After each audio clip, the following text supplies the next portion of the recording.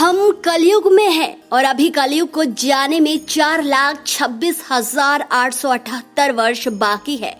इसलिए हमें और हमारी आगे की पीढ़ियों को बहुत कुछ देखना बाकी है। दोस्तों, हम जिस युग में रह रहे हैं उसके बारे में कहा जाता है कि ये शापित है और एक ना एक दिन इस युग का अंत हो जाएगा। लेकिन सवाल है, इसके बाद कौन सा युग आएगा? क्योंकि इस युग के समाप्त होते होते हम तो नहीं बचेंगे, लेकिन सवाल है हमारी आने वाली पीढ़ियां क्या देखेंगी। तो दोस्तों, जान लीजिए, पुराणों में समय को 4 युगों में बांटा गया है: सतयुग, त्रेता युग, द्वापर युग और कलयुग। पुराणों के अनुसार हम जिस युग में रह रहे हैं उसकी आयु सभी युगों में सबसे छोटी है और इस युग के चरम आने तक लोगों की आयु केवल 12 वर्ष ही रह जाएगी। और आप ये आज भी देख सकते हैं, कोरोना को गए ज्यादा समय नहीं हुआ है। महामारी से कलयुग की आने वाली दस्तक मिल चुकी है और ज्यादा पीछे जाने की जरूरत नहीं। आज आप देख सकते हैं, युवा लोग अकाल मृत्यु को पा रहे हैं, कम उम्र में महिलाएं विधवा बन रही हैं। अहंकार, लालच ही संबंधों का आधार बनता जा रहा है। धर्म, कर्म, पूजा पाठ करना आडंबर माना जाएगा। और क्या होगा जब कलयुग समाप्त होगा? जानने के लिए वीडियो के साथ अंत तक बने रहे। नमस्कार मित्रों, स्वागत है आपका त्रिलोक में। गीता में कहा गया है कि अभी युगों के परिवर्तन का यह 22वां चक्र चल रहा है और यही सृष्टि का नियम है, कुछ भी स्थायी नहीं है। हिंदू धर्म ग्रंथों के अनुसार कलयुग का प्रारंभ 3102 ईसा पूर्व ही हो गया था और अभी इसे बीते हुए महज 5123 वर्ष ही हुए हैं और अभी लाखों वर्ष बाकी है इस युग को खत्म होने में। लेकिन अभी से ही लोग कहने लगे हैं कि जाने ये कलयुग कब समाप्त होगा। अगर आप भी इस सवाल से परेशान हैं तो जान लीजिए कि जिसका जन्म हुआ है उसकी मृत्यु निश्चित है। लेकिन आप कलयुग के कुछ लक्षणों को देखकर इसके अंत की तस्वीर अभी से देख सकते हैं। मित्रों, विष्णु पुराण में स्वयं भगवान विष्णु जी ने बताया है कि कलयुग के लक्षणों को आप स्त्री के केशों से मानिए।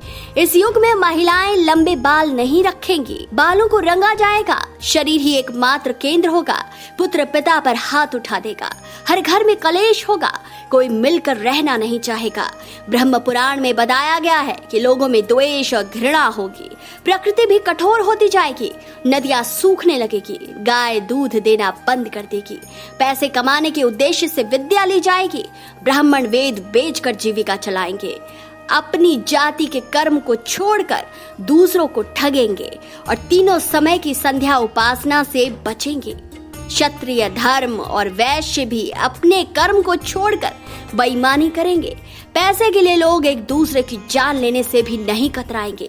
समाज हिंसक हो जाएगा, विवाह संस्था कमजोर हो जाएगी, स्त्रियां भ्रष्ट और पति का अपमान करने वाले होंगी। कलयुग के अंत तक आते आते भयंकर युद्ध, भारी वर्षा, सूखा होगा, चोर चोरों की चोरी करेंगे, हत्यारे हत्यारों की जान की प्यासे होंगे, खेती काट लेंगे, कपड़े चुरा लेंगे, पानी पीने के बर्तन चुरा लिए जाएंगे।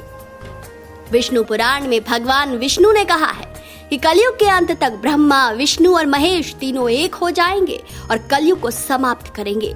लेकिन जब कलयुग चरम सीमा पर होगा तब भगवान विष्णु कल्कि अवतार लेंगे, जिसके बारे में महाभारत में एक अध्याय भी है। लेकिन अभी कलयुग समाप्त होने में काफी लंबा समय है। पुराणों में बताया गया है कि कलयुग के बाद सतयुग आएगा, जिसकी अवधि 17,28,000 वर्ष होगी और इस युग में मनुष्यों की आयु 4,000 से 10,000 वर्ष हो जाएगी। कहा जाता है कि एक बार फिर से धर्म का बोलबाला होगा, मनुष्य का अपने शरीर पर बहुत नियंत्रण होगा, एक दूसरे के लिए नफरत की कोई जगह नहीं होगी, मनुष्य को परम ज्ञान की प्राप्ति होगी और मनुष्य अपने तपोबल से भगवान से बात कर सकेगा। लेकिन ऐसा नहीं है कि कलयुग में धर्म कर्म का कोई महत्व नहीं होगा, बल्कि धर्म ग्रंथ कहते हैं कि कलयुग में जो लोग धर्म और कर्म पर चलेंगे उन्हें देर से ही सही सतयुग की तरह ही सुख की प्राप्ति होगी।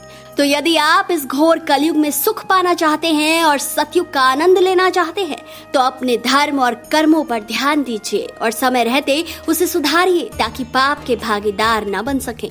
तो दोस्तों, आप इस विषय पर क्या सोचते हैं? कमेंट करके जरूर बताएं।